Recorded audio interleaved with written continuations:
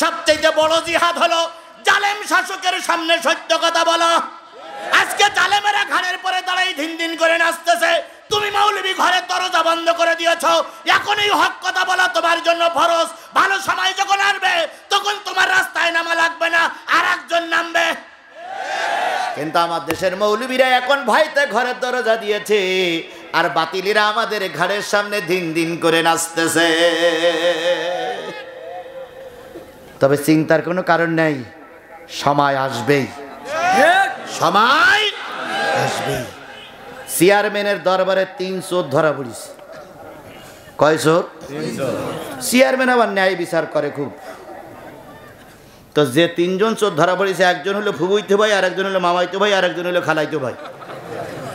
3 চোর ধরা পড়েছে, চেয়ারম্যানের আপন লোক। তো চেয়ারম্যান বিচার ডেকে বলতেছে, আল্লাহ তোরা তো সব আমার আপন লোক, এই কাজ করতে পারলি? তা আমি তো চেয়ারম্যান, 50,000 লোকের ভোট পাইছি, তো ইনসাফপূর্ণ ন্যায় বিচার তো করা লাগবে। তা তোরা এক কাজ কর, বাজারে যা, বাজারে যেই 3 জন 3টে ফল কিনবি পছন্দ মতন, ওই ফল খেয়ে আমি রায় দেব। এখন 3 জন বাজারে গেছে, যেই প্রথম যেই মামাইতে ভাই প্রথম যেই কে নিয়েছে একটা ফজলি আম, লাল টকটকে মিষ্টি আম। চেয়ারম্যানের কাছে আনার পরে চেয়ারম্যান আমটা খেয়ে বলছি, এত মিষ্টি আম কই পালি? কই অনেক টাকা দিয়ে কিনেছে আপনার খাওয়ানোর জন্য। তা আম খেয়ে বলতেছে, আমের ভিতরে একটা বিসি। তোরে আমি আর কি করবো, 1 মাসের জেল দিলাম, যেহেতু তুই আমার মামাইতো ভাই। তো মামাইতো ভাই চিন্তা করতে 1 মাস জেল খেটে আসলি তো বেরিয়ে আসবো, যাক সুবহানাল্লাহ আলহামদুলিল্লাহ। এরপরে এসে খালাইতো ভাই, তো খালাইতো ভাই কিনেছে এক আপেল, কাশ্মীরি আপেল। তো আপেল এরকম সেই মিষ্টি। তো আপেল খাওয়ার পরে চেয়ারম্যান বলতেছে, দারুণ আপেল তো, কত টাকা দিয়ে কিনলি? কয় খুব দামি আপেল। তো খাওয়ার পরে 4টে বিসি পাইছে। তো বলতে, যা তো 4 মাসের জেল দিলাম, তুই আমার খালাইতো ভাই। তাহলে মামাইতো ভাইয়ের কয় মাস? খালাতো ভাইয়ের 4 মাস। না এই 2 জন রায় শুনে পিছনে যেই একজন আর একজনের গলা জড়াই ধরে কাঁদতেছে আর বলতেছে, ভাই রে ভাই রে, এ কি বিচার রে ভাই, এরকম বিচার তো কোনোদিন চোখে দেখিনি রে ভাই, এ কি বিচার। তো চেয়ারম্যান পিছন দিক তাকাই বলতে, কি বিচার পছন্দ হয়নি? বলতে হয়েছে। তাহলে সমস্যা কি? কয় সমস্যা আছে, পিছনে আসতেছে আপনার ফুবুইতে ভাই, ওই ফুবুইতে ভাইয়ের অবস্থা দেখে আমরা কাঁদতেছি। কয় কেন? কয় আপনি যে বিচার শুরু করেছেন, তা আপনার ফুবুইতে ভাই কিনেছে তরমুজ।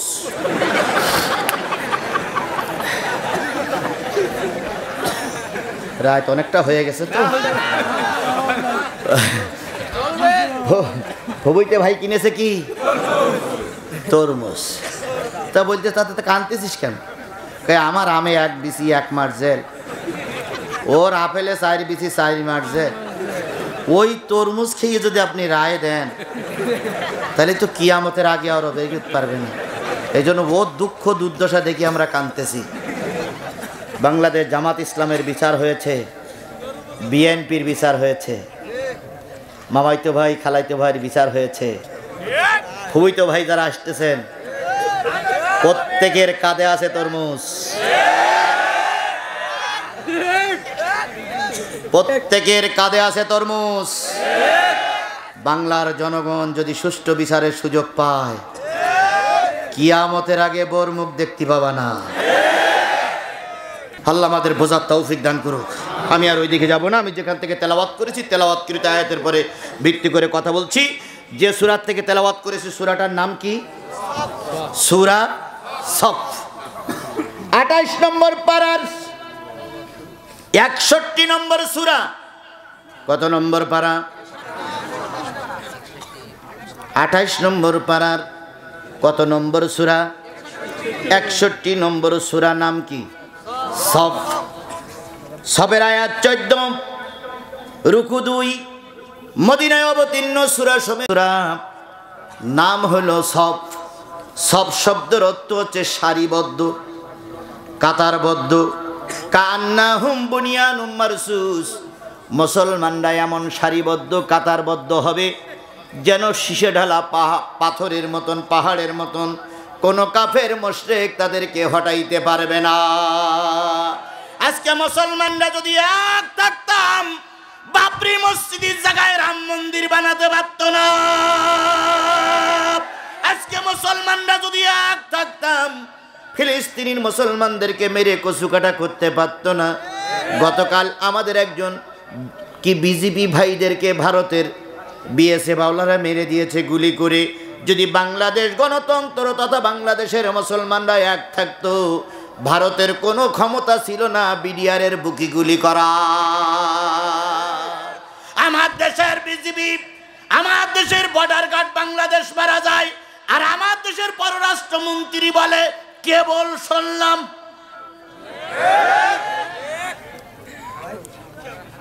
বাংলাদেশ সম্পর্কে যাদের খেয়াল নেই, ধারণা নেই, তারা চেয়ারের থেকে নেমে অন্য দেশে চলে যাও। তোমাদের মতন বিয়াদব পররাষ্ট্রমন্ত্রী আমাদের দরকার নাই, তোমাদের মতন বিয়াদব স্বরাষ্ট্রমন্ত্রী আমাদের দরকার নাই।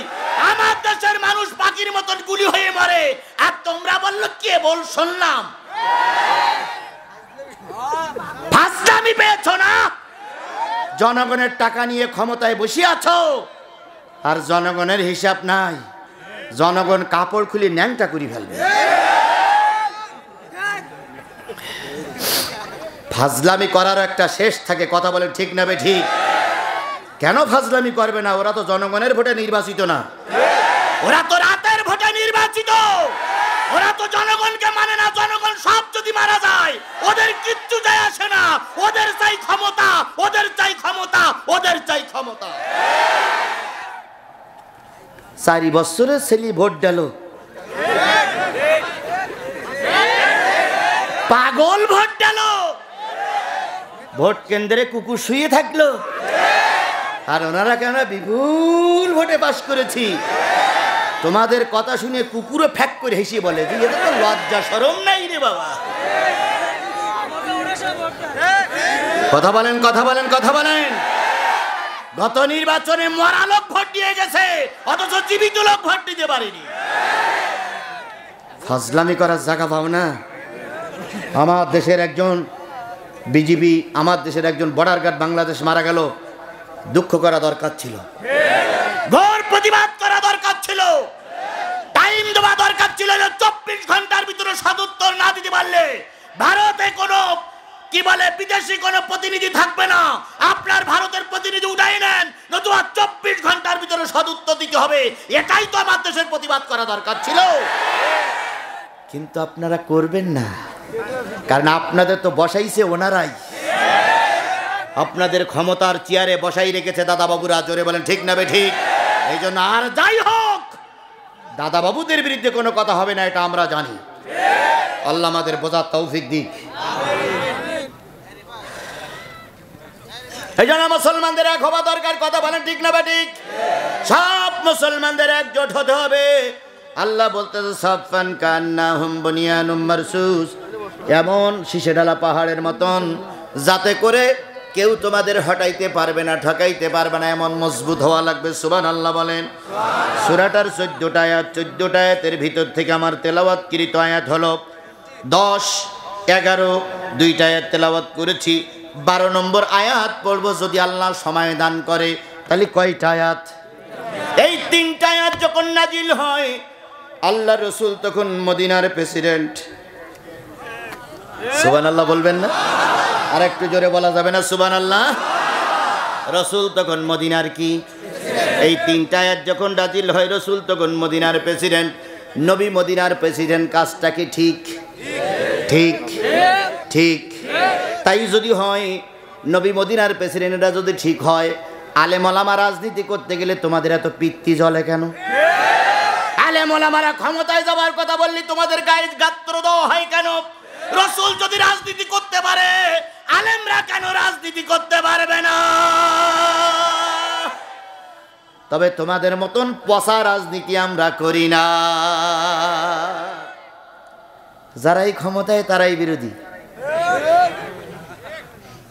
হেডাম নেতা, স্বামী নেতা, পাতি নেতা, ভাই নেতা, বোন নেতা। স্বামী এক জায়গায় প্রার্থী, স্ত্রী আর এক জায়গায় প্রার্থী। এরকম রাজনীতি তোমরাই করতে পারো, আমরা করি না। আমরা কথা বলি কোরআনের কথা, কথা বলেন ঠিক না বে ঠিক? আর এই কোরআনের রাজনীতি অতীতে আল্লাহ রাসূল করেছিলেন, সব নবীরা করেছে, আমরাও সেইটা করতে চাই। হুয়াল্লাযী আরসালা রাসূলাহু বিল হুদা ওয়া দীনিল হক লিইয়ুযহিরাহু আলাদ-দীনি কুল্লিহি ওয়ালাউ কারিহাল মুশরিকুন।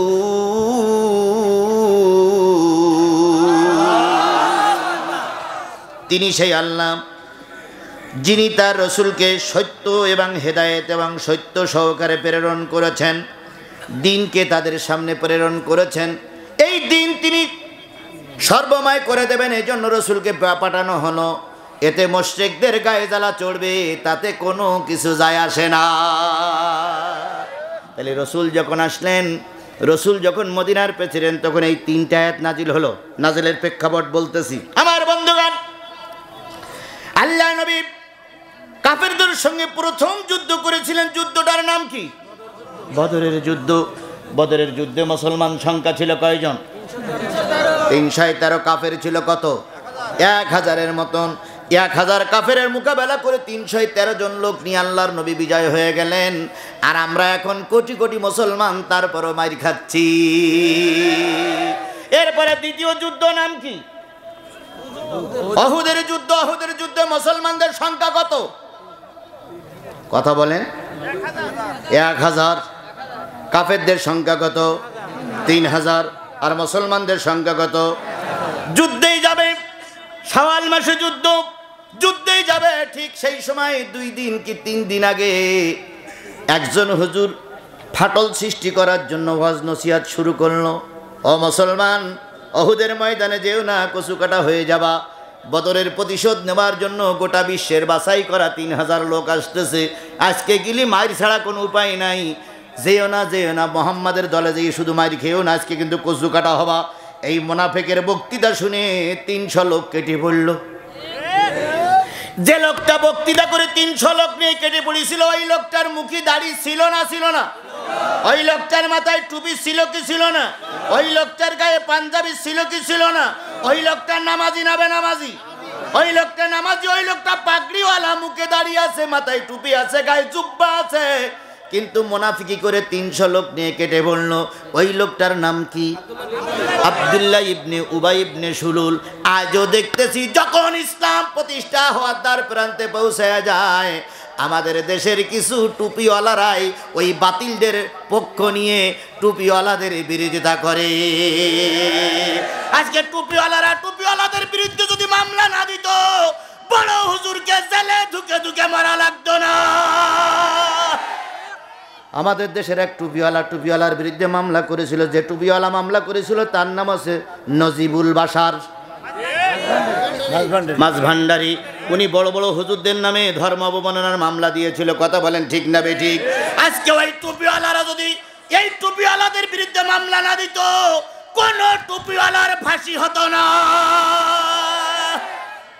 প্রধানমন্ত্রী স্যালুট জানাই। এবার নির্বাচনে ওই টুপিওয়ালারে তালাক দিয়ে দিয়েছে। এক কথায় বলেছে, তোমার মতন মুনাফিক আমার দরকার না।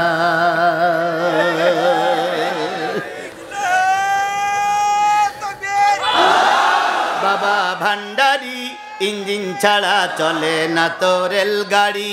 ভান্ডারি, ইঞ্জিন ছাড়া চলে না তো রেলগাড়ি। আল্লাহরে ধন খাজায় দিয়ে আল্লাহ গেছে খালি হয়ে, কেউ ফেরে না খালি হাতে, কেউ ফেরে না খালি হাতে। খাজারে তোর দরবারি চাইতে জানলে রয় না কাঙাল, মুর্শিদ রে তোর দরবারি।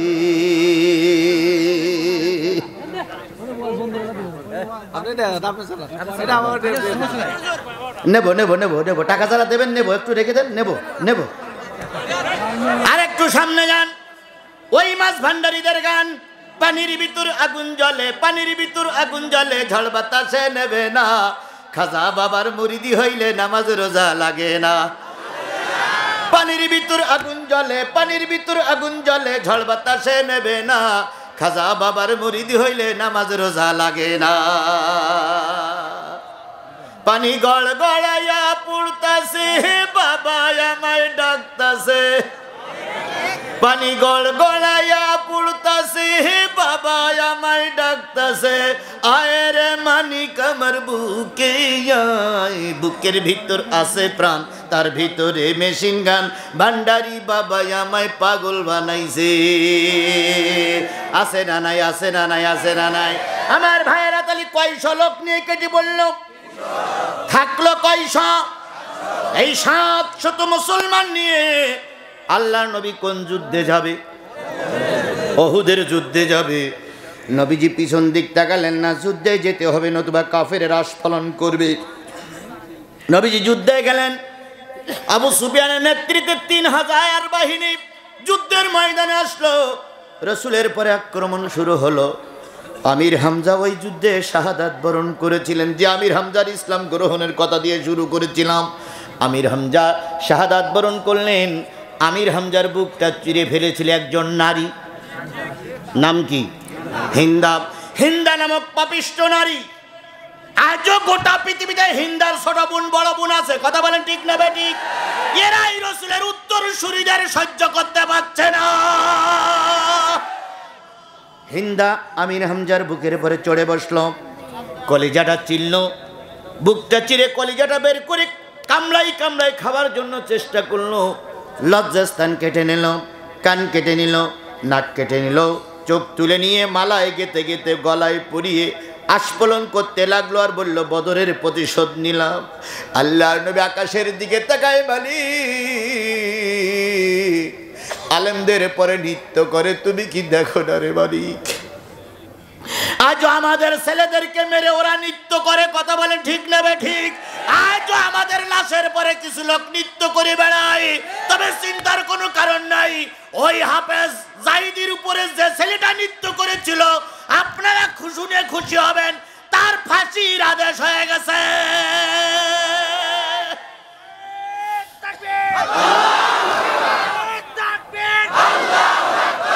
কয়েকটা মামলায় কুমিল্লার ছেলে কয়েকটা মামলায় এতদিন পালাই পালাই ঘুরে বেড়েছে। গত 10-15 দিন আগে গ্রেপ্তার করেছে, ওর ফাঁসির নির্দেশ হয়ে গেছে।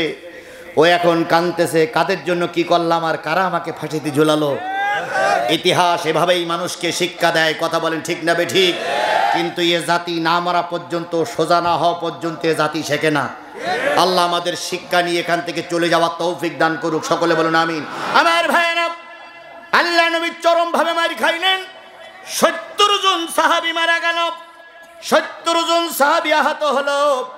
মদিনার এমন কোন ঘর নাই যেই ঘরে কেউ মারা যায়নি, কেউ আহত হয়নি। ওই যুদ্ধে আমার নবী হেলমেট ভেঙে গেল, কড়া ছিদ্র হয়ে গেল, কপালের ভিতর দিয়ে মাথার ভিতরে ঢুকে পড়ল তীর, ধনুক তীর। এরপর আল্লাহর নবীর দান্দান মোবারক শহীদ হয়ে গেল। হযরত আলী বলেন, আমরা যখন চারিদিকে কুল কিনারা পাচ্ছিলাম না, ব্যারিকেড দিলাম, নবী কখন যে গর্তের ভিতরে ভুট হয়ে পড়েছে আমরা জানতাম না। যুদ্ধ শেষ হয়ে গেল। যুদ্ধের শেষে খেয়াল করলাম নবীজির দুকন পা দেখা যায়, নবীজির মাথা বডি কিছুই দেখা যায় না। আমরা পা ধরে উঁচু করে দেখি নবীজির কড়া ভেঙে গেছে, নবীজির দান্দান মোবারক শহীদ হয়ে গেছে, নবীজি গর্তের ভিতরে ভুট হয়ে পড়ে আছে। আল্লাহ নবীকে যখন সোজা করা হলো, নবী বেহুশ। এরপরে সেবা শুশ্রূষা করার পরে, কথা বলেন না, সেবা শুশ্রূষা করার পরে নবী যখন হুঁশ ফিরে পাইলেন, নবী তাকাই দেখলেন গোটা উহুদের ময়দান শুধু রক্ত আর রক্ত। ও আমার জাতি, দিন কায়েমের জন্য তোমার নবী উহুদের ময়দানে রক্ত দিল, আর তুমি বিমানে চড়ে বেড়াও, আর তুমি আরামায়েশের ভিতরে ঘুরে বেড়াও। কিয়ামতের দিন আর যাই হোক, নবীর কাছে মুখ দেখানো যাবে না। যাদের হৃদয় আছে আল্লাহর ভয়, তারা কভু পথ ভুলে যায় না। যাদের হৃদয় আছে আল্লাহর ভয়, তারা কভু পথ ভুলে যায় না।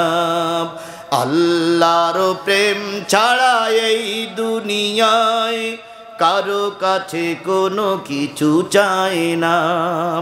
রাতের আধারে যারা সিজদাতে রয়, দু চোখের অশ্রুতে নদী যেন বয়, ছলনার হাত চানি যতই আসুক, ছলনার হাত চানি যতই আসুক, পিছনে ফিরেও তাকায় না।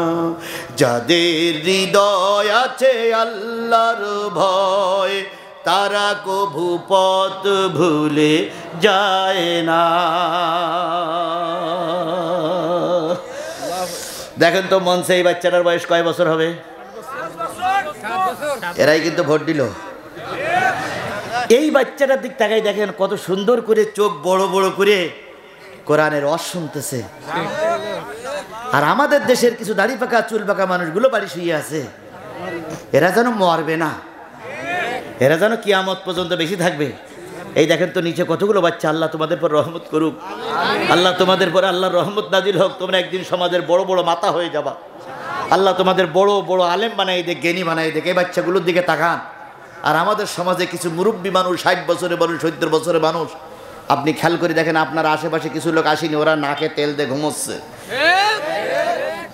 মরার পরে হয়তো দোয়া করার লোকও খুঁজে পাবা না।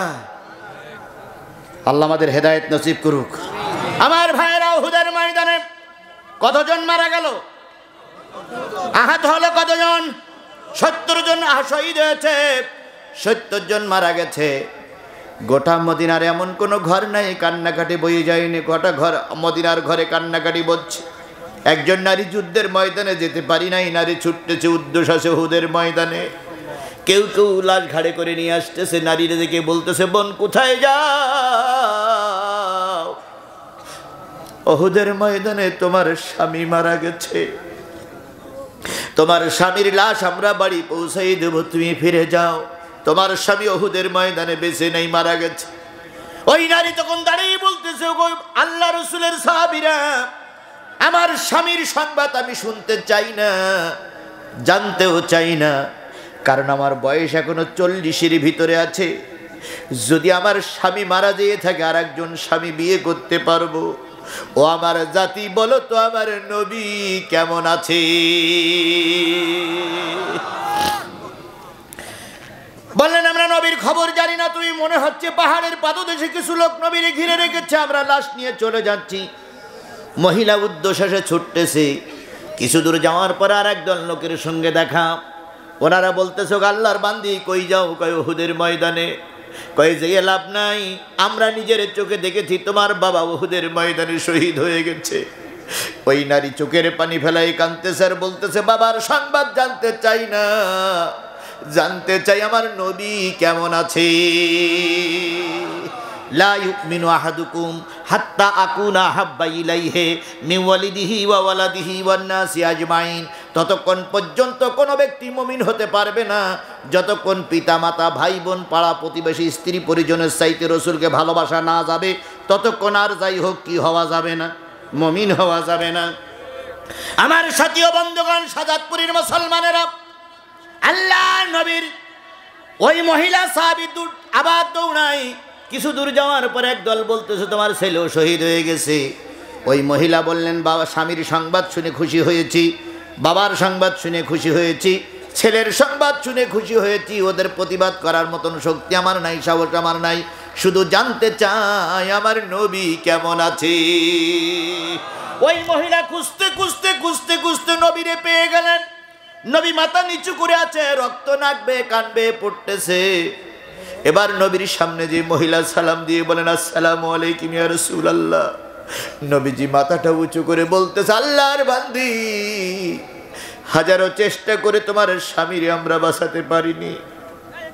ও আল্লাহর বান্দি, হাজারো চেষ্টা করে তোমার বাবারে আমরা বাঁচাতে পারিনি, হাজারো চেষ্টা করে তোমার কলেজার মানিক সন্তান আমরা বাঁচাতে পারিনি। ওই মহিলা দাঁড়াই বলতেছে, ইয়া রাসূলুল্লাহ, স্বামী মারা গেছে দুঃখ নাই, বাবা মারা গেছে দুঃখ নাই, ছেলে মারা গেছে দুঃখ নাই, ভাই মারা গেছে দুঃখ নাই, আপনি নবী বেঁচে আছেন, এটাই আমার জীবনের সবচেয়ে বড় সান্ত্বনা। রসুল আমার ভালোবাসা, রসুল আমার আলো আশা, রসুল আমার প্রেম বিরহের মূল আলোচনা, রসুল আমার কাজে কর্মের অনুপ্রেরণা, রসুল আমার ভালোবাসা। তাহলে উহুদে মারা গেল কয়জন মুসলমান? বন্দী হলো কয়জন? এই আহত হলো কয়জন? আল্লাহ নবী উহুদ থেকে ফিরে আসলেন, ক্ষত চিহ্ন শেষ হয় নাই, ক্ষত দিয়া কোনো রক্ত ঝরে, পটি লাগায় নবীজি নামাজ পড়তে আসে। আবু বকর আহত, ওমর আহত, আলী আহত, বেল্লাল আহত। এমত অবস্থায় একদিন জোহরের আজান হয়ে গেল, নামাজ শেষ করে সবাই চলে গেলেন। ক্ষত বিক্ষত সাহাবীরা মসজিদে কেউ বা পড়ে আছে, কেউ বা দাঁড়ায় আছে, কেউ বা শুয়ে আছে। এমত অবস্থায় মসজিদের নববীতে আলোচনা চলছে, এমন কি কাজ আছে, এমন কি আমল আছে, এমন কি কর্ম আছে যে কাজ করার সাথে সাথে আল্লাহ জান্নাত দিয়ে দেবে। আপনারা কি জান্নাতে যেতে চান না জাহান্নামে যেতে চান? কবরে যাওয়ার পর পরেই জান্নাতের চাবি পান, এটা কি আপনারা চান? আমি সেই ওয়াজ করতেছি। কি কাজ করলে, কি আমল করলে কবরে যাওয়ার সাথে সাথে জান্নাতের চাবি আসবে? মৃত্যুর সাথে সাথে শুধু দেয়ালটা টপকাইলেই জান্নাত পাওয়া যাবে। আবু বকর তুমি কি বলতে পারো? আবু বকর বললেন না, আমি বলতে পারি না। ওমর তুমি কি বলতে পারো? না, বলতে পারি না। তাহলে কে বলবে? নবী ছাড়া কেউ বলতে পারবে না। আবু বকর রসুল আসলে তুমি প্রশ্ন করো, কোন আমল করলে সরাসরি মরার পরপরই জান্নাত যাওয়া যাবে? আবু বকর বলেন, আমি রসুলের বাল্য জীবনের বন্ধু, রসুল এখন আহত, রসুলের এখনো রক্ত শুকাই যায়নি। এখন যদি কঠিন প্রশ্ন করো, রসুল ব্যথা পাবে, আমি প্রশ্ন করতে পারবো না। ওমর রে তুমি প্রশ্ন করো। ওমর বলতেছে, ও আল্লাহর নবীর সাহাবীরা, আমি একদিন ভুল বুঝে নবীকে হত্যা করতে এসেছিলাম, আমি আমার সংশোধনী করে এখন মুসলমান হয়ে গেছি। নবী যদি ওই কথা মনে করে হয়তো আমার দিকে রহমতের দৃষ্টিতে তাকাবে না, আমি প্রশ্ন করতে পারবো না। আলী তুমি প্রশ্ন কর। আলী বললেন, আমার রসুল আমার চাচাতো ভাই, আমি শেরে খোদা, আমি রসুলের জামাই, আপন সবচেয়ে পবিত্র, সবচেয়ে প্রিয় মেয়ের জামাই আমি প্রশ্ন করতে পারবো না। কেউ যখন প্রশ্ন করার সাহস পেল না, তখন নবীজি ঘরের থেকে বেরিয়ে এসে বললেন, ও আমার সাহাবীরা, তোমরা মসজিদে নববীতে জোহরের নামাজ পড়ে যে আলোচনা করতেছিলে, তোমাদের আলোচনা আমার আল্লাহ 7 আসমানের পরে বসে শুনেছে। তোমরা আমার কাছে প্রশ্ন করতে পারছো না, তোমাদের আলোচনা আসমান পর্যন্ত চলে গেছে। তোমাদের প্রশ্নের উত্তর আমার আল্লাহ দিয়ে দিয়েছে।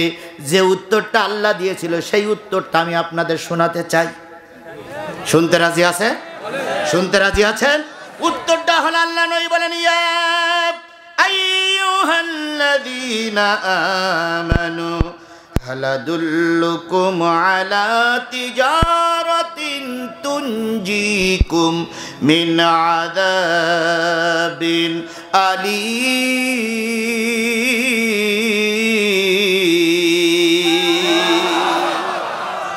ওহে মদিনার মসজিদে বসা মুসলমানেরা, তোমরা যারা ঈমান এনেছো, উহুদের ময়দানে আহত হয়েছো, তোমার পরিবারের লোক শহীদ হয়েছে, তারা ভালো করে শোনো। আমি এমন একটা কাজের কথা, এমন একটা ব্যবসার কথা, এমন একটা আমলের কথা কি বলে দেব না, যে আমলটা করলে কেউ জাহান্নামে যাবা না। তাহলে কোথায় যাবা? জান্নাতে যাবা। সে আমলটা হলো, তুমিনুনা বিল্লাহি ওয়া রাসূলিহি ওয়া তুজাহিদুনা ফি সাবিলিল্লাহ।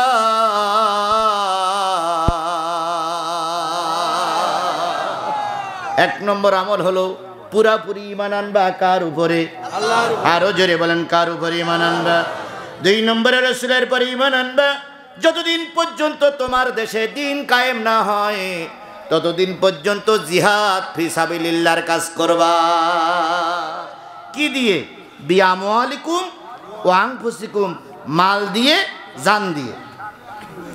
যালিকুম খায়রুল লাকুম ইন কুনতুম তা'লামুন, এটাই তোমাদের জন্য উত্তম যদি তোমরা বুঝে থাকো। আর এই 3টে কাজ যারা করবে, ইয়াগফিরি লাকুম যুনুবাকুম, আমার আল্লাহ বলতেছে সগীরা, কবিরা, শিরকি, বাতিনি, জাহিরি, যত প্রকার গুনাহ আছে সব গুনাহ আল্লাহ কি করে দেবে? কয়টা কাজ করতে হবে? একটা হলো আল্লাহর পরে ঈমান আনতে হবে, 2 নম্বর রাসূলের পরে ঈমান আনতে হবে। এবার বলুন তো, আল্লাহর পরে ঈমান আমাদের আছে না নাই? আরো জোরে বলেন, আছে না নাই? আরো জোরে বলেন, আছে না নাই? আমরা কম বেশি ঈমানদার, কথা বলেন ঠিক না বে ঠিক? কারোর 1 আনা, কারোর 2 আনা, কারোর 4 আনা, কারোর 5 আনা, কারোর 8 আনা, কারোর 16 আনা, কারোর 15 আনা। এরকম ইমান আমাদের আছে না নাই? কেউ ইমান এনে কেউ মাইর খায়, আর কেউ আঙুল চষে। সবাই ইমানদার। আবার আমাদের দেশের কিছু কিছু নেতারা কয় আমাদের কি ইমান নাই। লাকুম দীনুকুম ওয়ালিয়া দিন, বুখারীর হাদিস। লাকুম দীনুকুম ওয়ালিয়া দিন কি বুখারীর হাদিস? জোরে বলেন বুখারীর হাদিস। আর আমাদের দেশের একজন বড় মুফতি, নাম হলো মুফতি মুসাম্মাদ মুমতাজ খাদুর। ওনার সিয়াসত হাদিস সব পড়া শেষ না? এবার বুঝতে পেরেছে সিয়াসত হাদিসের কথা বলেও কাজ হয়নি। এবার ট্রাক উল্টে গেছে না? এবার উল্টে গেছে। কিছুদিন আগে দেখলাম এইরকম একটা জনগণ আমার চিনল না। চিনবে কি? তুমি দেহ ব্যবসা করা নারী, তুমি সমাজের কলঙ্কিত মায়ের কলঙ্কিত সন্তান। তোমার মতন কলঙ্কিত সন্তান জাতীয় সংসদে যাওয়া মানে জাতীয় সংসদটা অপবিত্র করা। জনগণ ঠিকই উত্তর দিচ্ছে। বুঝলেতে বোঝো, না বুঝলেতে কচু। আমার ভাইয়েরা, তাহলে ইমান আনতে হবে কার উপরে? কম বেশি ইমান আছে না নাই? যারা ইমানদার 5টা জিনিস তারা পালন করবে। ইমান আনার পরে 5 ওয়াক্ত সালাত আদায় করবে, 2 নম্বরে যাকাত দেবে, 3 নম্বরে হজ করবে, 1 নম্বরে ইমান আনবে, 2 নম্বরে নামাজ কায়েম করবে, 3 নম্বরে যাকাত দেবে, 4 নম্বরে হজ করবে, 5 নম্বরে রমজান মাসে কি রাখবে? রোজা রাখবে। এই 5টা কাজ যারা করবে বুঝতে হবে তারা কম বেশি কি দার? ইমানদার। ইমানদার লোকের অভাব নাই, কিন্তু রসুলের সৈনিকের বড় অভাব। রসুলের পক্ষে দিন কায়েম করা সৈনিকের বড় অভাব। কথা বলেন ঠিক না বেঠিক? আমার দেশে ভালো ভালো মসজিদ তৈরি হয়, আর আলেমদের জেলখানায় ভরে রাখা হয়। বলুন তো, মসজিদের দাম বেশি না মুমিনের দাম বেশি? মুসলমান বোঝেন, মসজিদের দাম বেশি না মুমিনের দাম বেশি?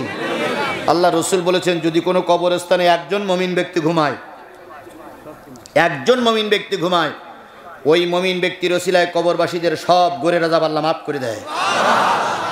আপনাদের কাশীপুরি যে গোরস্থান আছে, ওর ভিতরে কি একজন মুমিন ব্যক্তি নাই? নেই? ওদের ওসিলায় করে কবরবাসীরা মাপ পাবে। এই জন্য আপনারা সকলে আজকে দোয়া করব, আল্লাহ ওই মুমিন ব্যক্তির ওসিলায় যারা মাপ পেয়েছে, আমার আত্মীয় স্বজনও যেন ওই কাতারভুক্ত হয়ে যায়। আল্লাহ আমাদের সবার আপন জনদের গোরের আযাবগুলো মাফ করে দিক। আমার ভাইয়েরা, বলতেছিলাম কিসের যুদ্ধের কথা? উহুদের যুদ্ধের কথা। উহুদের যুদ্ধে কয়শো লোক নিয়ে কেটে পড়ল আব্দুল্লাহ বিন উবাই।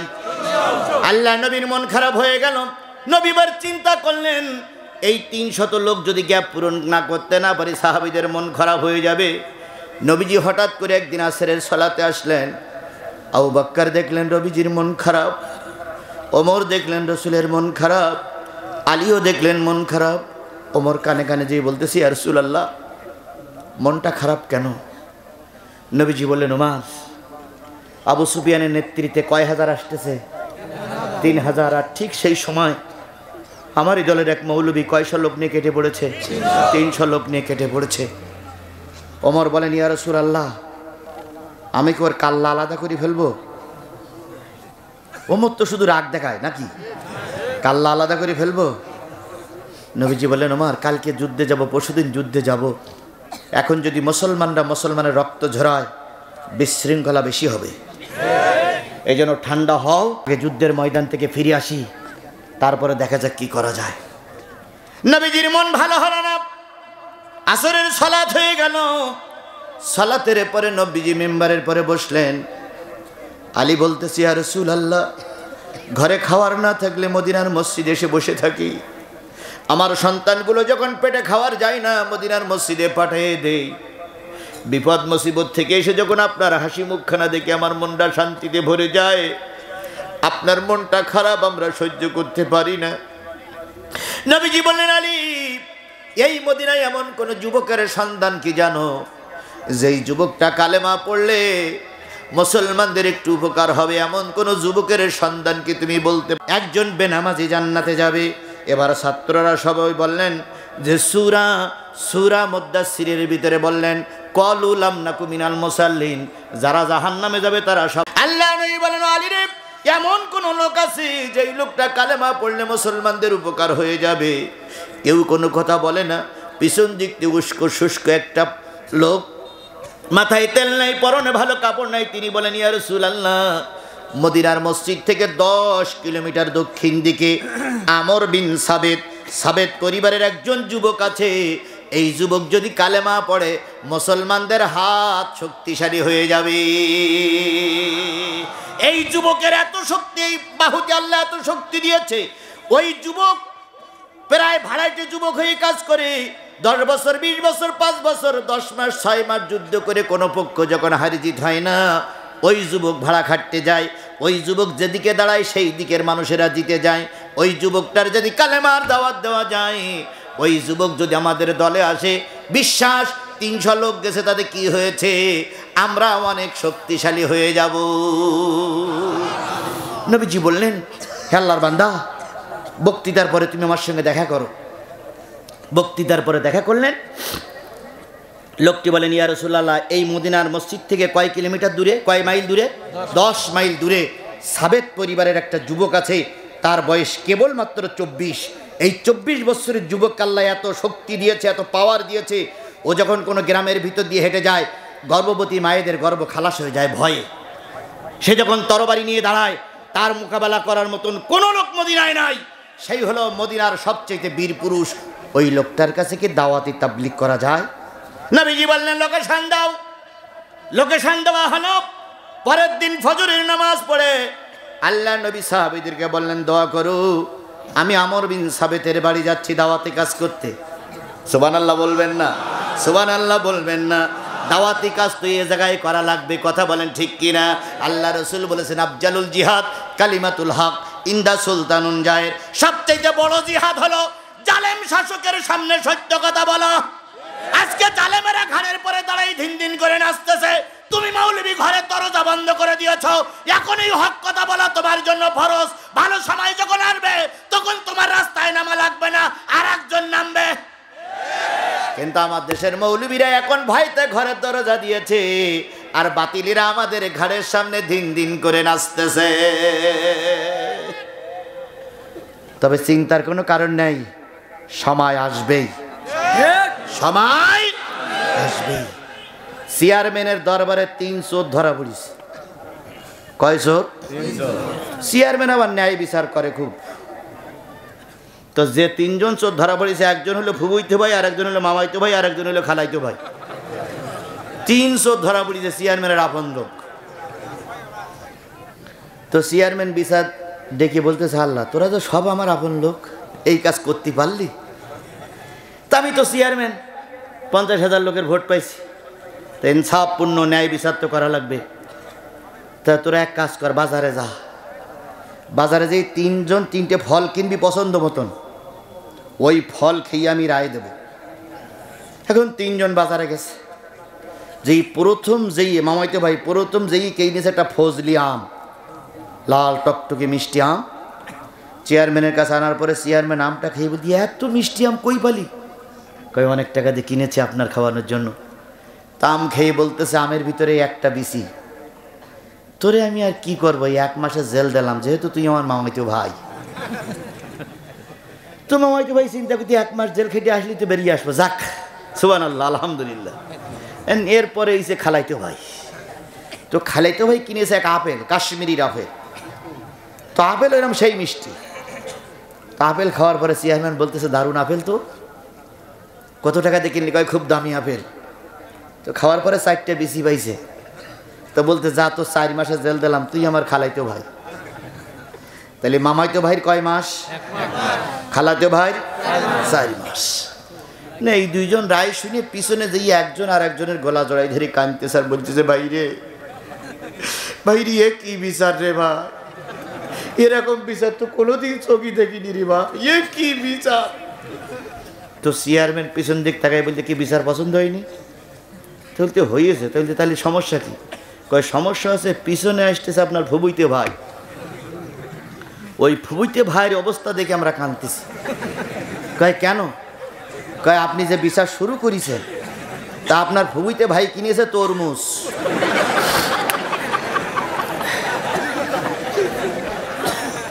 রাত অনেকটা হয়ে গেছে তো।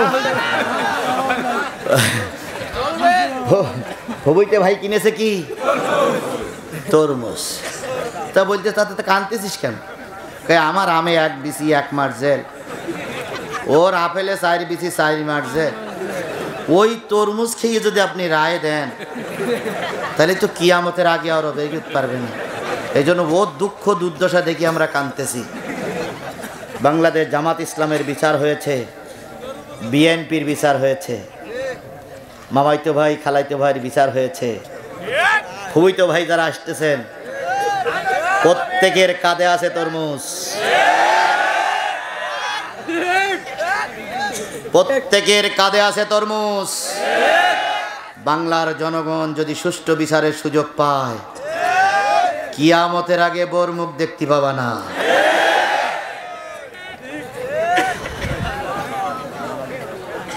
আল্লাহ চলবে চলবে কতক্ষণ?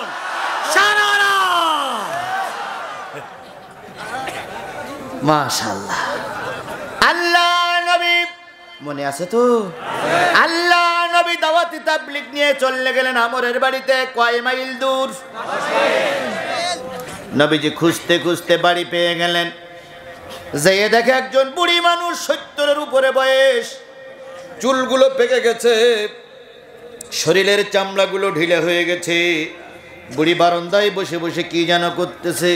আল্লাহর নবী পিছন দিক থেকে যেয়ে বলতেছেন, আসসালামু আলাইকুম ইয়া হালাল বাইত, ঘরের ভিতরে কে আছো আমার সালাম গ্রহণ করো।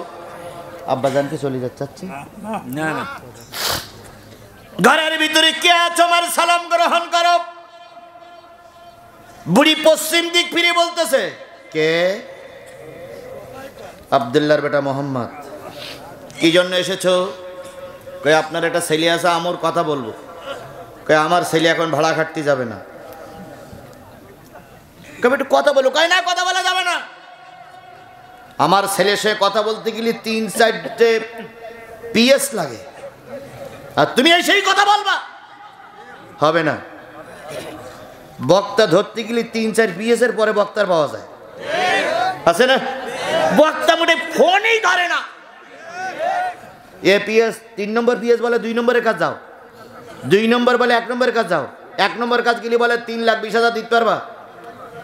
বক্তা কত পাবে তার ঠিক নেই, পিএস শুধু কোষাকুষি করতেই থাকে। আল্লাহ রসুলের কয়টা পিএস ছিল? তাহলে তোমার আমার বক্তৃতা করতে আসবা, কোরআনের কথা বলতে এত পিএস লাগে কেন? একটা লোক এই মজলিসে প্রমাণ দেন তো যে জোহরের পরের থেকে এশার নামাজ পর্যন্ত জিহাদির কাছে ফোন দিয়ে জিহাদির পাওয়া যায়নি। একটা লোক প্রমাণ দেন।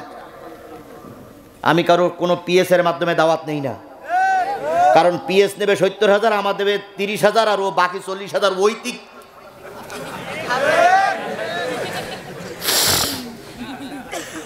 হ্যাঁ, যদি কোনো ব্যক্তি আমাকে দাওয়াত করতে চান, কারোর কাছে নাম্বার থাকলে নাম্বারটা নিয়ে সরাসরি আমার সঙ্গে কথা বলবেন। তবে কথা বলবেন কখন? জোহরের পরের থেকে না এশা পর্যন্ত। এশা সালাতের পরেই প্রায় মঞ্চে উঠি, আর সকালবেলা একটু বিশ্রাম না হলে তো রাত্রে আবার কথা বলা যায় না। এই জন্য জোহরের পরে কথা বলবেন। আর আমার নাম্বার প্রায় সকলের কাছে, বিশেষ করে আমাদের দিনী ভাই, আমার দিনী ভাই কারা তো প্রকাশ করার দরকার নেই। আমার যারা দিনী ভাই, আমি যে রাস্তার লোক, ওই রাস্তার লোক যারা, তারা প্রায় প্রত্যেকের কাছে আমার নাম্বার আছে।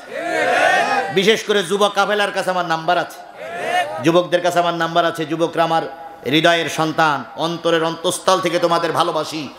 তোমাদের দিকে তাকেই বলতেছি, একদিন তোমাদের হাতে দেশের পতাকা আসবেই, একদিন তোমাদের হাতে জাতি পতাকা তুলে দেবে।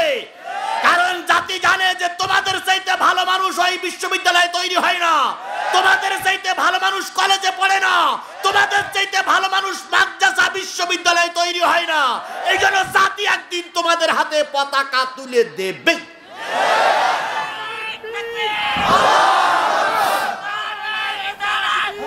আমার ভাইয়েরা, আমার ভাইয়েরা, আমর বিন সাবেতের মা ডাক দিয়ে বলে, আমার ছেলে এখন কি খাটতে যাবে না, ভাড়া খাটতে যাবে না। নবীজি বললেন, মা মা আমা, মাগো মাগো, একটু পিছন ফিরে তাকাও মা। না তাকানোর সময় নাই, মানে যেমন ছেলে তেমন মা, তাকানোর সময় নাই। আমার ছেলে সারা রাত ভাড়া খেটে এসেছে, এখন আর ভাড়া কাটতে যাবে না। নবীজি সামনে চলে গেলেন, আসসালামু আলাইকুম। নবীর মাথার থেকে পা থেকে মাথা পর্যন্ত একবারে তাকালেন। বুড়ি মানুষ আকাশের দিকে তাকাই বলে, আসমানের মালিক আল্লাহ, জমিনের মালিক আল্লাহ, এটা ফেরেশতা না মানুষ? এটা কি ফেরেশতা না মানুষ? মানুষের চেহারা এত সুন্দর হয়? হযরত আয়েশা বর্ণনা করেছেন, জুলাইখা তথা সেই জামানার নারীরা ফল কাটতে যেয়ে কি কেটে ফেলেছিল? আঙুল কেটে ফেলেছিল, হাত কেটে ফেলেছিল। ওই জামানার নারীরা যদি আমার নবীকে দেখতো, আঙুল কাটার জায়গায় কখন যে কলিজা কেটে ফেলতো বুঝতে পারত না। এমন সুন্দর চেহারা ছিল আমার নবীর। বুড়ি এক পলক তাকাই থেকে মালিকের কাছে বলে, মালিক এটা মানুষ না ফেরেশতা? বুড়ি এবার চোখ নামাই কয়, ভাজান নাম কি? মোহাম্মদ ইবনে আব্দুল্লাহ। বাড়ি কোথায়? মক্কা নগরীতে। কোন বংশ? কুরাইশ বংশ। মদিনায় কেন? ইসলাম প্রতিষ্ঠা, ইসলামের দাওয়াত দিতে এসেছি। বুড়ি তখন বলতেছে, ও তুমি সেই মোহাম্মদ, যে মোহাম্মদের কারণে একটা রক্তক্ষয়ী যুদ্ধ হয়ে গেছে। সেটা কোন যুদ্ধ? বদরের যুদ্ধ না উহুদের যুদ্ধ হবে? উহুদের যুদ্ধের আগের দাওয়াতি কাজ চলছে, বদরের যুদ্ধ। তুমি কি সেই মোহাম্মদ যে মোহাম্মদের কারণে আবু জেহেল মারা গেছে? তুমি কি সেই মোহাম্মদ? মোহাম্মদ সাল্লাল্লাহু আলাইহি সাল্লাম তখন বলতেছে, বুড়িমা ভুল বুঝো না, আমি মানুষ হত্যা করার জন্য আসিনি। আমি এসেছি এই সমাজে মানুষকে জাহান্নামের পথ থেকে বের করে কোন পথে নিয়ে যাওয়ার জন্য, জান্নাতের পথ দেখে দেওয়ার জন্য। তো আমার বাড়ি কেন? তাই শুনেছি আপনার ঘরে একটা টকবকে যুবক আছে। এই যুবক নাকি খুবই শক্তিশালী, আল্লাহ নাকি তার বাহুতে খুব শক্তি দিয়েছে। সে যেদিকে যায় সেদিক নাকি দারুণ উজ্জীবিত হয়ে যায়, তাই কালেমার দাওয়াত দিতে এসেছি। বুড়ি তখন উঠে নবীজির গালে একটা চুমো দিয়ে, নবীজির কপালে একটা চুমো দিয়ে বলতেছে, বাজান ফিরে যাও। 24 বছর সন্তান আমাকে মা বলে ডেকেছে, যত না খুশি হয়েছি। 10টা মিনিট তুমি আমাকে মা বলে ডেকেছো, আমার অন্তরটা ভরে গেছে। মা কথাটি ছোট্ট অতি, কিন্তু জানো ভাই, উহার চেয়ে নাম যে মধুর ত্রিভুবনে নাই। বিদেশে বিপদে যদি কারো সন্তান মারা যায়, কাক কোকিল জানার আগে আগে জানে মা। মার চাইতে মধুর না আমার কারো কোনোটা হতে পারে না। ধরে বলেন ঠিক নেবে ঠিক? আজকে যার মা কবরে, 2 বছর আগে 3 বছর আগে মা যার কবরে চলে গেছে, 3 বছর আগে যে জায়গায় মা ঘুমাই থাকতো সেই জায়গাটা খালি পড়ে আছে, মা নাই। রাত 12টার পরে ঘরে যাবা যে দেখবা স্ত্রী ঘুমায় গেছে, ছেলে মেয়ে ঘুমায় গেছে। যদি কারোর বুড়ি মা বেঁচে থাকে, দুনিয়ার সব ঘুমাই গেল, বুড়ি মায়ের চোখে ঘুম আসে না। বাড়িতে পা দেওয়ার সাথে সাথেই মা জননী তো এত শীতের ভিতরেও ডাক দিয়ে বলবে, খোকা তুমি কি বাড়ি এসেছো নাকি? তখন আপনি বলবেন, মা প্রচণ্ড শীতের ভেতরে বউ ছেলে মেয়েরা দরজা বন্ধ করে দিয়েছে। বাড়ির কুকুরটাও পলগাদার ভিতরে, খেড়ের ভিতরে, কি বলে ছাইয়ের ভিতরে লেসার মাথা এক জায়গায় করে ঘুমাচ্ছে। ও আমার মা, তোমার কি ঘুম আসে না রে মা? মা তখন উত্তর দেবে, বাজান রে, ছেলে বড় হয়েছে, ছেলে আগে বিদেশে যাক। যদি কোনোদিন ছেলে বাড়ি আসার কথা বলে, যতক্ষণ ছেলে বাড়ি না আসবে সেদিন ততক্ষণ তোমার চোখে ঘুম আল্লাহ দেবে না। এর নাম মা। যে ব্যক্তি মা হারাইছেন সে মা হারাননি একটা জান্নাত হারিয়েছেন। যে ব্যক্তি বাবা হারাইছেন সে বাবা হারাননি একটা জান্নাত হারিয়েছেন। কথা বলেন ঠিক না বেটি? ওই বাপ মা, ওই আপনজন, দাদা দাদি কার কার কবরে যায়নি? এরকম একটা লোক হাত তোলেন যে হুজুর আমার কোনো লোক কবরে যায়নি। তাহলে ওই লোকটার নাজাতের জন্য আমি একজন মুসাফির 500 কিলোমিটার দূরের থেকে আসছি। যদি বলি বাপ মার নাজাতের জন্য, আজকের এই গোরস্থানের উন্নতি কল্পের জন্য 50টা টাকা দিতে হবে, আমি এখন চাচ্ছি না। যদি বলি দিতে হবে, আর আপনার কাছে যদি টাকা থাকে, দিতে কি রাজি আছেন? দিতে কি রাজি আছেন? আপনার এই টাকার বিনিময়ে আপনার দাদা, আপনার বাবা, আপনার 14 পুরুষ জান্নাতে যাক, এটা কি আপনারা চান? তাহলে যদি চাই, চাচ্ছি না, যদি চাই না দিয়ে যাবেন না, রাজি? আচ্ছা কারা কারা রাজি একটু হাত তোলেন তো। 10 টাকা হোক, 20 টাকা হোক, 50 টাকা আপনার হাতে না দিয়ে যাবো না। আল্লাহ আল্লাহ হাত নামান। সত্যিকার এতক্ষণ নস করে আমার বুকটা ভরে গেছে যে এলাকার মানুষগুলো আসলে তাদের আপনজনদের কল্যাণ চায়, আপনজনরা নাজাত পাকে এটাই চায়। কথা বলেন ঠিক না বে ঠিক? আমার ভাইরা, আমর বিন সাবিতের মা মনে আছে তো? মনে আছে তো? আমর বিন সাবিতের মা অনেক বক্তৃতা করার পরে বলতেছে, বাজান রে 10 মিনিট তুই আমারে কি বলে ডেকেছিস, তাতে আমার দিলটা কি হয়ে গেছে, ভরে গেছে। কিন্তু আমার ছেলে যে বড় বেয়াদব, ও যদি তোরে দেখতে পায় তোর কাল্লা কেটে আবু জেহেল আবু সুফিয়ানের কাছে জমা দেবে। বাজান তুই ফিরে যা, আমার ওই বাগমার্কা হিংস্র মার্কা ছেলের সামনে তুই পড়িস না। নবীজি বলতেছে, মা আমাকে তাড়াই দেবেন মা? কই তোমার কল্যাণের জন্য তাড়াই দিচ্ছি, কারণ আমার ছেলে খুব হিংস্র। নবীজি যাচ্ছেন, বলতেছে মা নিঃসন্দেহ ছেলে জেগে উঠবে, যখন জেগে উঠবে তখন আমার কথাটা বলিও। কুরাইশ বংশের নবী আব্দুল্লাহর বেটা মোহাম্মদ দাওয়াতি কাজ করতে এসেছিলেন, যা তুই বাবা, তারপর দেখি কি করা যায়। মোহাম্মদ চলে যাচ্ছে, মোহাম্মদের পিছনে বুড়ি আস্তে আস্তে করে হাঁটে আর কয়, আল্লাহ লোকে বলে এই লোকটা নাকি মানুষ খুন করে, লোকে বলে এই লোকটা নাকি মানুষের কাঁদায়, লোকে বলে এই লোকটা নাকি মানুষের ঘর বাড়ি জ্বালিয়ে দেয়, পড়াইয়া দেয়। আল্লাহর কসম এই লোকটা কখনো মানুষের অকল্যাণ করতে পারে না। আল্লামা সাঈদীর বিরুদ্ধে তোমরা অবজেকশন দিয়েছ, আমি পিরোজপুরি ওই হিন্দু নারীদের সঙ্গে কথা বলেছি, তারা যখন তাদের কাছে যখন জিজ্ঞেস করেছি মা আল্লামা সাঈদী নাকি লোকের ঘর বাড়ি পড়াই দিত, একজন হিন্দু নারী আমার মুখের পরে হাত থেকে বলতেছে, বাজান রে কথা বলিস না, ভগবান তোর পরে গজব নাজিল করবে। ও আমার বাবা, আমার কোনো স্বামী নাই, সন্তান নাই, ছেলে মেয়ে নাই। ওই সাঈদী যখন বাড়ি আসতো 3 মাসের বাজার করে আমার কাছে দিয়ে যেত। আবার যখন সাঈদী চলে যেত আর বলতো, মা 3 মাস হয়তো বাড়ি আসতে পারবো না, যদি কোনো অসুবিধা হয় কারোর কাছ থেকে ধার কর্য করে নিও, আমি এসে পরিশোধ করে দেব। আমি একজন হিন্দু নারী, আমার কেউ নাই, আমার দুনিয়া একমাত্র আশ্রয়স্থল ছিল আল্লামা সাঈদী।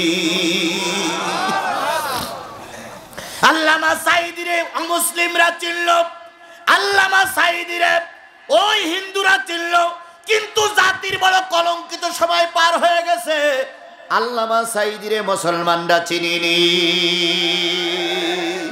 আল্লামা সাঈদী তুমি মরুনি, শহীদ হয়েছ তুমি এটাই জানি। আল্লামা সাঈদী তুমি মরুনি, শহীদ হয়েছ তুমি এটাই জানি। কারাগারে ছিলে তুমি 13টি বছর, কারাগারে ছিলে তুমি 13টি বছর, বাতিল খেপেছে তোমার দিকে থর থর, তুমি যে ছিলে মোদের নয়নের মণি, শহীদ হয়েছ তুমি এটাই জানি, শহীদ হয়েছ তুমি এটাই জানি। আল্লাহর নবীর সম্পর্কে বিরুদ্ধান্তর ধারণা ছিল কার মনে? ওই বুড়ির কাছে। কিন্তু বুড়ি যখন দেখলো তখন বুড়ির ওই ধারণাটা কি হয়ে গেল? কেটে গেল। বুড়ি তাকায় আছে, আল্লাহর নবী হাঁটি হাঁটি পা পা করে মদিনার দিকে চলে যাচ্ছে। 10 মাইল পথ হেঁটেছিল, আবার 10 মাইল যাবে, বেলা অনেক হয়ে গেছে। ঠিক সেই সময় বুড়ির একমাত্র ছেলের নাম কি বললাম? আমর। আমর আমর বিন সাবেদ, সাবেদ বংশের আমরের ঘুম ভেঙে গেছে। হঠাৎ করে ঘুম থেকে জেগে দেখে বারান্দায় প্রতিদিন মা বসে থাকে নাস্তা নিয়ে, আজকে মা নাই। মা মা মা মা নাই। আমর কাপড়ের গুটুরিটা ধরে আস্তে করে বাইরে বেরিয়ে, ও মা, মাগো। মা শোনে না। আস্তে করে দেখে মা ওই পাহাড়ের টিলার পরে দাঁড়িয়ে পশ্চিম দিক ফিরে কারে যেন দেখতেছে। আস্তে করে মা যে আমর যে মায়ের কাঁধের পরে হাত দিয়ে বলতেছে, মা, মাগো, মা। মা তখন চোখ মুছে ফেলাইছে। কান্দো কেন? এই গ্রামের লোক তোমার কেউ অপমান করেছে, খারাপ ভাষা ব্যবহার করেছে, শুধু বলো, কাল্লা আলাদা করে ফেলবো।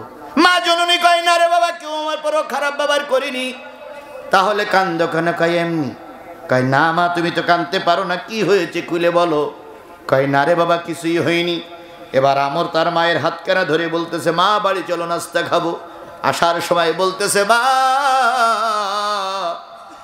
আমাদের বাড়িতে কি কোনো মেহমান এসেছিল? আমরের মা তখন বুঝতে পেরেছে, মনে হয় এ খোঁজ পেয়েছে, কোনো মেহমান এসেছিল, নতুন দেশের নতুন মেহমান। কই না তো বাবা। কই না মা, এসেছিল। কি করে বুঝলি?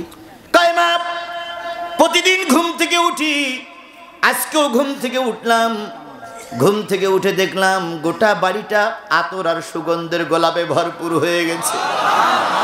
এত দামি সুগন্ধ, এত দামি আতরের গন্ধ আমি কোনোদিন পাই না রে মা। আজকে কোন লোকটা এসেছিল যার পায়ের ধরিতে আমার বাড়িটা আতর আর সুগন্ধেতে ভরপুর হয়ে গেছে? মাগো নামটা বলো। মা তখন সুযোগ পেয়ে বলতেছে, বাজার নামটা বলতে পারি যদি তার অপমান অপদস্থ না করিস। আমর বলতেছে, যদি তার কোনো অপমান অপদস্থ না করিস তাহলে নামটা বলতে পারবো। আমর বলল, মা তোমার মাথায় হাত দিয়ে শপথ করতেছি, ভগবানের কসম, কাবার মালিকের কসম, আমি তার কোনো অপমান করব না, নামটা খুলে বলো। মা তখন বুকের ভিতরে জড়াই ধরে বলতেছে, বাজান রে, আব্দুল্লাহর বেটা মোহাম্মদ, শেষ জামানার পয়গম্বর, যারে তোরা মারার জন্য হন্য হয়ে খুঁজতেছিস রে বাজান, ওই নবী আজকে আমার বাড়ি এসেছিল কালেমার দাওয়াত নিয়ে। আমরের ভিতরে পশুত্ব জেগে উঠল। উলাইকা কালা নামেরা চারপিয়ে জানোয়ারের মতো পশুত্ব জেগে উঠল। ঘরের ভিতরে যে তরবারি বের করে এনে বলতেছে, মা তুমি কি জানো না মদিনার সরকার ঘোষণা করে দিয়েছে, মক্কার সরকার ঘোষণা করে দিয়েছে, মোহাম্মদের জীবিত অথবা মৃত্যু ধরে এনে দিতে পারলে, মেরে দিতে পারলে মদিনায় মক্কার সবচেয়ে বড় পুরস্কার পাওয়া যাবে, মন্ত্রিত্ব পাওয়া যাবে। মা পথ ছেড়ে দাও, এই মোহাম্মদকে হত্যা করব। বুড়ি তখন বললেন, বাজান তুই না ওয়াদা করেছিলি তার কোনো ক্ষতি করবি না, যেতে দে। তবে তোর একটা সুসংবাদ দিচ্ছি বাজান, আজকে কষ্ট করা লাগবে না। নবী যাবার সময় বলে গেছে, আগামীকাল সকালবেলায় নবী আবার আসবে।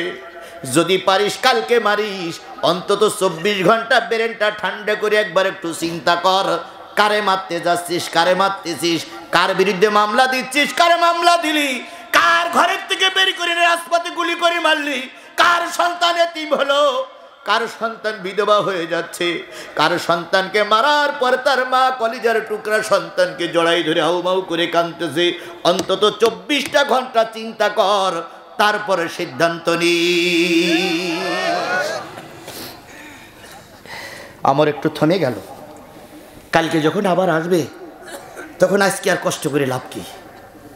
আমার 24 ঘন্টা দাওয়াতি কাজ করলো, তার ছেলেদের, তার গ্রুপের লিডারদের বলল, মোহাম্মদ আসবে কালকে আমার বাড়ি, এই মোড়ে 5 জন থাকবা, ওই মোড়ে 10 জন থাকবা, ওই মোড়ে 20 জন থাকবা, যেখানে বাবা মোহাম্মদকে কচু কাটা করে মক্কা সরকারের কাছ থেকে কি আনতে হবে?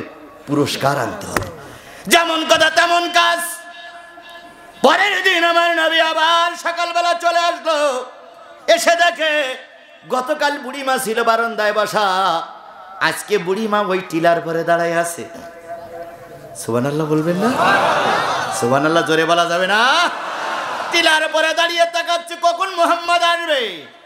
মোহাম্মদ যখন আসলো, গতকাল নবীজি সালাম দিয়েছিলেন, আজকে বুড়ি সালাম দিয়ে বলতে, আসসালামু আলাইকুম, বাজান কেমন আছো, বাজান কেমন আছো। নবীজি কথার ভিতরে কিছু ইমানের চিহ্ন পেলেন, কারণ ইমানদারদের কথা হয় নরম সরম, উগ্র মেজাজের হয় না। কথা বলেন ঠিক নেবে ঠিক? আমাকে একজন সরকারি দলের সেক্রেটারি বলতেছে, হুজুর মেয়ে বেঁধবো। আপনি দেন কত ছেলে আছে? কয় না হুজুর, আপনাদের দলের ছেলের সঙ্গে মেয়ে বেঁধবো। কোরআন শরীফ সিয়েই বলতেছি, আপনাদের দলের ছেলেদের সঙ্গে মেয়ে বেঁধবো। তা আমি বললাম, কেন? আমাদের দলের ছেলেরা তো রাজাকার, রাজাকারের সাপোর্টার তো পুরোজন্মে রাজাকার। কয় না হুজুর, আপনাদের দলের ছেলেগুলো সিগারেট খায় না। কি এসএমএস কি আমি করতে পারি যে আমাদের ছেলেরা সিগারেট খায় না? এসএমএস কি আমরা করতে পারি? আপনাদের ছেলেগুলো বিয়াদব না, এরা মুরব্বীদের দেখে সম্মান করে, এরা 5 ওয়াক্ত নামাজ পড়ে। হুজুর খুব ভালো লাগে যখন সকালবেলা উঠি ওরা নামাজ পড়তে যায়। আর আমার এক বাদর আছে, রাত 12টা-1টা পর্যন্ত মদটি নিয়ে এসে সকাল 11টা-12টা পর না বাজলে ঘুমির থেকে ওঠে না। হুজুর এই বদমাইশের হাতে আমি মেয়ে বিয়ে দেবো না। তবে সবাই না, ওরম অধিকাংশ জায়গায় এরকমই হয়। কথা বলেন ঠিক না বেটি? সোনার মানিকিরা তোমাদেরকে সবাই ভালোবাসে, সুতরাং তোমাদের চরিত্র রাসূলের সাহাবীদের চরিত্রের সঙ্গে মিলে যায়। এই জন্য তোমরা কাজ করতে থাকো, জাতি একদিন তোমাদের হাতে এই পতাকা তুলে দেবে ইনশাআল্লাহ। আল্লাহ যেন সেদিনটা আমাদের দেখার তৌফিক দান করেন। সকলে বলেন আমিন। আরো জোরে আমিন, আরো জোরে। আমার ভাইরা, বাবা আসতে অসুবিধা হয়নি তো? হয় না, চলো। আল্লাহ নবীকে নিয়ে গল্প করতে করতে যখন বারান্দায় এসে বসে নবীজির কুশলাদি জিজ্ঞেস করে, এটা কোরআনে আছে? ওয়া কাতাবানা আলাইহিম ফিহা আন্নান নাফসা বিন নাফসি ওয়াল আইনা বিল আইনি ওয়াল আনফা বিল আনফি ওয়াল উযুনা বিল উযুনি ওয়াস সিন্না বিস সিন্নি ওয়াল জুরুহা কিসাস ফামান তাসাদ্দাকা বিহি ফাহুয়া কাফফারাতুন লাহু ওয়া মান লাম ইয়াহকুম বিমা আনজালাল্লাহ ফাউলাইকা হুমুজ জালিমুন ফাউলাইকা হুমুল ফাসিকুন ফাউলাইকা হুমুল কাফিরুন। আর আমি যে আয়াতটা বলতে যাচ্ছিলাম সে আয়াতটা ইন্নাল্লাযীনা ইয়াকফুরুনা বিআয়াতিল্লাহ ওয়া ইয়াকতুলুনান নাবিয়্যিনা বিগাইরিল হক ওয়া ইয়াকতুলুনাল্লাযীনা ইয়া'মুরুনা বিল কিসতি মিনান নাস ফাবাশশিরহুম বিআযাবিন আলীম।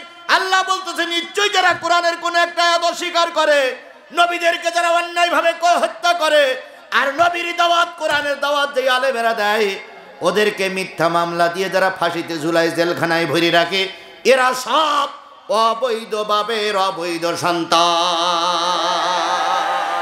এরা সব জাতিতে জারস। উতুলিম বাদা জালিকা জানিম, এরা সব জারস।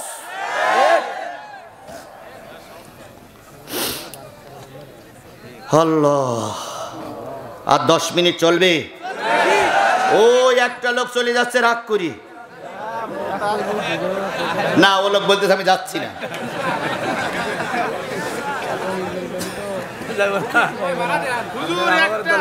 10-15 মিনিট পেশাব বন্ধ করে রাখা যাবে না? 10-15 মিনিট পেশাব বন্ধ করে রাখা যাবে না? হয়ে গেছে, ছেড়ে দেবো ইনশাল্লাহ। আপনার চাইতে আমার দূরে যাইতে। আচ্ছা, লোক উঠবে না, আল্লাহর বান্দা যার ভিতরে সামান্য টিমান আছে সে উঠবে না। আর যদি কেউ উঠে যায় বুঝে দেবো ওইরকম অবৈধ ভাইয়ের সন্তান। আমার ভাইয়েরা, আমি তো বলতেছি খুব তাড়াতাড়ি ছেড়ে দেবো, সারা রাত করলি সারা রাত বলবো না। আমার ভাইয়েরা, যে জিনিসটা বোঝাতে চাচ্ছিলাম সেটা হলো, বুড়ি বললেন তুই তো অবৈধ ভাইয়ের সন্তান নয়।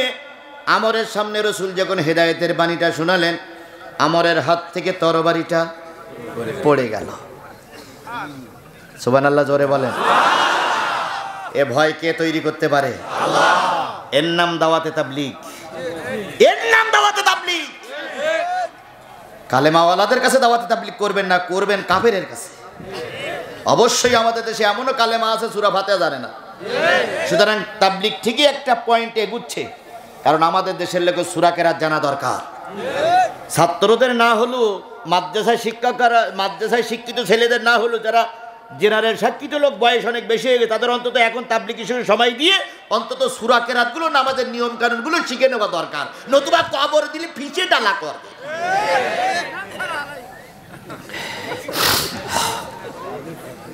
বন্ধুগণ, আমরের হাত থেকে তরবারিটা কি হলো? আল্লাহ নবী জড়াই ধরে বললেন, আমর রে, বদরের যুদ্ধে আবু জেহেল মারা গেছে, কালকে বাদে পরশুদিন উহুদের যুদ্ধ, আবু সুফিয়ান কয় হাজার লোক নিয়ে আসতেছে, ইতিমধ্যে একদল মৌলবী একদল লোক নিয়ে চলে গেছে। আমর রে, হেদায়েতের বাণীর কালেমা শোন, উহুদের ময়দানে চল, আল্লাহ যুদ্ধের ময়দানে নিয়ে গেলে তরিয়াকে ফিরিলাকুম যুনুবাকুম ওয়া ইয়াদখিলুকুম জান্নাতিন তাজরি মিন তাহতিহাল আনহার। ওই যুদ্ধে যদি যাস আর যুদ্ধে যদি মারা যাস, তোর জীবনের সব গুনাহগুলো আল্লাহ মাফ করে দেবে, আর সেই জান্নাত দেবে যে জান্নাতের তলদেশ দিয়ে ঝর্ণা ধরা প্রবাহিত। আমর বললেন, আমি যদি এখন কালেমা পড়ি তাহলে লোক বলবে মুহাম্মাদের ভাই আমর কালেমা পড়েছে। এরকম কিছু কিছু লোক আছে সত্য দিন জানে, তারপরে সত্য দিনের পক্ষে আসে না। নবীজি বলেন, আমার দাওয়াতের কর্তব্য ছিল, দাওয়াত দিয়ে গেলাম। আমার হেদায়েতের বাণী পৌঁছানোর কথা ছিল, হেদায়েতের বাণী পৌঁছে গেলাম। যদি আল্লাহ কপাল ভালো করে তুই হেদায়েত পাবি, না হলে পাবি না, আমি চলে গেলাম। বুড়ি কানতে কানতে নবীকে পার করে দিয়ে আসলেন। পরের দিন সকালবেলা বুড়ি ঘুম থেকে উঠে কাটা কবুতরের মতন বারান্দায় ছটপট করতেছে আর বলতেছে, ওর মালিক, ও আমার রব, মোহাম্মদ আর আমার সন্তান, আমার সন্তান মোহাম্মদ আজকে কিছু লোক নিয়ে উহুদের ময়দানে যাবে, তুমি মোহাম্মদকে গাজী করে আমাদের কাছে ফিরাইয়া নিয়ে এসো। মার ঘুম ভেঙে গেল, আমরের ঘুম ভেঙে গেল। মা, কাঁদতেছো কেন? কয়ে, কাঁদতেছি, তুই আমার 24টা বছর মা বলে ডেকেছিস, আমার দিলটা যতটুকু না জড়াই গেছে, ভালো লেগেছে, তার চাইতে বেশি এই 2 দিন আমাকে মা বলে ডেকেছি মোহাম্মদ। আমি বুঝেছি আসমানের নিচে জমিনের উপরে এর চাইতে ভালো মানুষ আর কেউ নাই। আমার সাল্লাকা ইল্লা রাহমাতাল লিল আলামিন, নবীজি সকলের কাছে রহমত, সকলের কাছে দয়ার মানুষ। আমার ভাইয়েরা, বুড়ি বললেন, আমার একটু মদিনায় খুঁজে দেখ, লোকটা ভালো না খারাপ। আমার ঘোড়া নিল, তরবারি নিল, কিছু পোশাক পরে মদিনায় চলে গেল। মদিনার অলিতে গলিতে ঘুরতেছে আর দেখতেছে একদল নারী ছোট্ট ছোট্ট বাচ্চাদেরকে কোলে করে নিয়ে দুধ খাওয়ানোর জন্য বসে আছে। বাচ্চাগুলো দুধে মুখ লাগায় না, নারীর চোখ বেয়ে বেয়ে পানি পড়তেছে। আমার যে বললেন, ও আমার মদিনার নারীরা, তোমাদের বাচ্চাগুলো দুধ খায় না, তোমাদের চোখ বেয়ে পানি পড়ে কেন? কের জন্য তোমরা কান্দো? লাইন দিয়ে বসে বসে কাঁদো কেন? নারীগুলো বলতেছে, কে যুবক, তোমার কি পরিচয় আমরা জানি না, কিন্তু আল্লাহর নবী আজকে উহুদের যুদ্ধে চলে গেছে, তাই নবীর মহব্বতে পড়ে আমাদের ছোট্ট ছোট্ট বাচ্চাগুলো দুধ খায় না, আর আমাদেরকে রসুল যুদ্ধে নিয়ে যায় নাই, তাই কাঁদতেছি। আল্লাহ, তোমার হাবিবকে গাজী বানিয়ে ফিরে নিয়ে এসো। আমার বলেন, আমি আরো কিছু দূর চলে গেলাম, মদিনার মসজিদের সামনে যেয়ে দেখি বয়স্ক কিছু মানুষ আমার মসজিদে বসা। আজকের কোরআনের মাহফিলে বয়স্ক মানুষটারে দেখে আমি বড় খুশি হয়ে গেছি। বয়স্ক মানুষ মদিনার মসজিদের সামনে বসে বসে কাঁদতেছে। আমি জিজ্ঞেস করলাম, মুরব্বীরা কাঁদো কেন?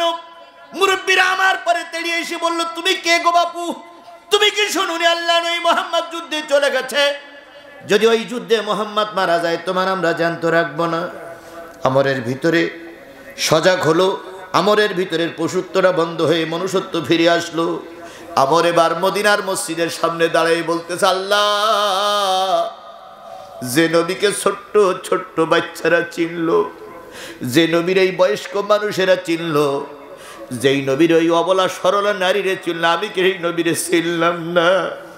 আমি আর এখানে থাকবো না, আমি তাড়াতাড়ি মায়ের কাছ থেকে বিদায় নিয়ে উহুদের ময়দানে যাব।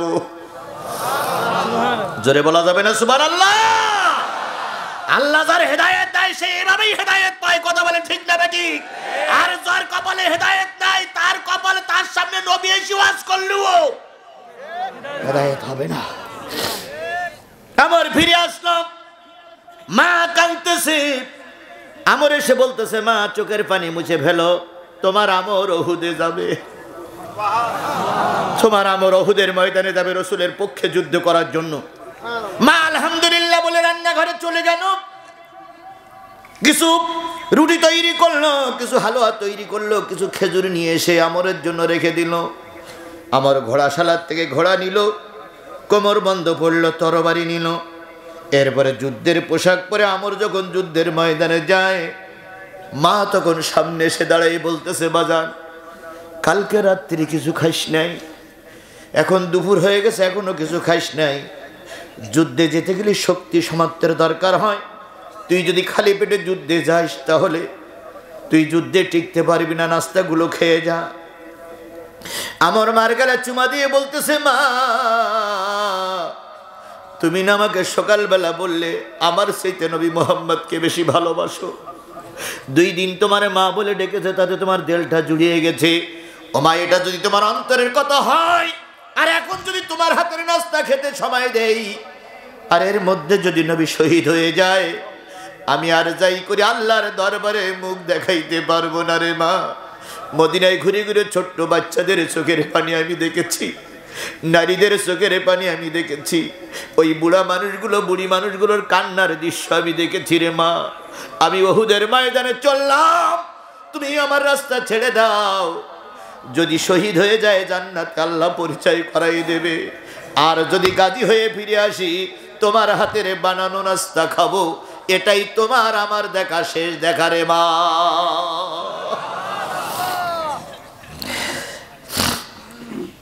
70 বছরের ওই বুড়ি মা কিছু রুটি আর হালুয়া গালের ভিতরে ঢুকাই দিল। রুটি আর হালুয়াগুলো খাইতে খাইতে আমার যুদ্ধের ময়দানে চলে গেল। পিছন দিক থেকে বলতেছি, ইয়া রাসূলুল্লাহ, ইয়া রাসূলুল্লাহ, ইয়া রাসূলুল্লাহ, আমি আমর হাজির। নবী আমার তাকায়ে বলতেছে, আমর রে, বড্ড দেরি করে ফেলেছ রে আমর। কালকে দাওয়াত দিয়ে এসেছিলাম, যদি দাওয়াতে সাড়া দিতে আর ঘন্টা 2 আগে যদি আসতে হয়তো আমির হামজা শহীদ হতো না রে আমর। তাকায়া দেখ, আমির হামজার ঘাড়ের পরে 70 বছরই এক বুড়ি বসে, ন্যাংটি হয়ে বসে, কলিজাটা ছিঁড়ে, বুকটা ছিঁড়ে কলেজাগুলো চিবাই চিবাই খাচ্ছে। একটু দেখ, একটু দেখ, একটু দেখ। আমর বলেন, ইয়া রাসূলুল্লাহ, এই দৃশ্য দেখে আমি সহ্য করতে পারি না, আমি যুদ্ধের ময়দানে চললাম। নবীজি বললেন, আমর রে, যাওয়ার আগে কালেমা শাহাদাতটা একটু পড়ে যা। যদি এই যুদ্ধে তুই শহীদ হয়ে যাস, আমি নবী তোর জন্য জান্নাতের জিম্মাদার। ওই যুদ্ধে আমরের কি পরিণতি হলো, গাজী হয়ে ফিরে আসলো না শহীদ হয়ে গেল? বলতে আমার আর মাত্র 2 মিনিট সময় লাগবে। দেবেন আপনারা 2 মিনিট সময়? তার আগে আমি আপনাদের ঈমানটা পরীক্ষা করতে চাই। দীর্ঘ 2 ঘন্টার বেশি সময় ধরে কথা বললাম। গোরস্থানের জন্য 50টা 20টা টাকা কি একটু গোরস্থানে দেওয়া যাবে? যাবে? যারা যারা হাত তুলেছিলেন তারা পকেটে একটু হাত দেন তো, আমিও হাত দিচ্ছি, আপনারও হাত দেন, সবাই হাত দেন, সবাই হাত দেন। আমি কিন্তু ওয়াজ বাধাই রাখবেন, আমি ওয়াজ শেষ করবই। সবাই হাত দেন, সবাই হাত দেন। কেউ হ্যাঁ 50, 100, 200, 500, 1000, 2000, 5000, 10000, 50000, 1 লাখ, 2 লাখ, 5 লাখ, 10 লাখ, 50 লাখ। ভাই উঠতে বলেনি, উঠতে বলেনি। বসুন, বসুন, দয়া করে বসুন। হ্যাঁ ভাই, চাদর চাদর চাদর অথবা চাদর অথবা চাদর অথবা প্যাকেট। জি, চাদর, চাদর কই, চাদর কই? চাদর যাচ্ছে ভাই। 50, 100, 200, 500, 1000, 2000, 5000, 10000, 50000, 1 লাখ, 2 লাখ, 5 লাখ, 10 লাখ, 50 লাখ, 1 কোটি। মাশাআল্লাহ, মাশাআল্লাহ, অনেক দিচ্ছে, অনেকে দিচ্ছে, মাশাআল্লাহ, মাশাআল্লাহ, অনেকে দিচ্ছে। সবাই নাম বলবেন। আল্লাহ সবাই দান কবুল করুক, আল্লাহ সবাই দান কবুল করুক। আমার পক্ষ থেকে দিছি, সবাই দান আল্লাহ কবুল করুক, সবাই দান কবুল করুক। ভাই পাশেই কিন্তু গোরস্থান, সকলের জন্য দোয়া হবে, সকলের জন্য দোয়া হবে, দোয়া না করে কেউ যাবো না। মাঝখানে একটু দান, একটু দান। এদিকে গামছা কই, এদিকে চাদর কই, এদিকে রুমাল কই। মাশাআল্লাহ, মাশাআল্লাহ, মাশাআল্লাহ, দানকারী।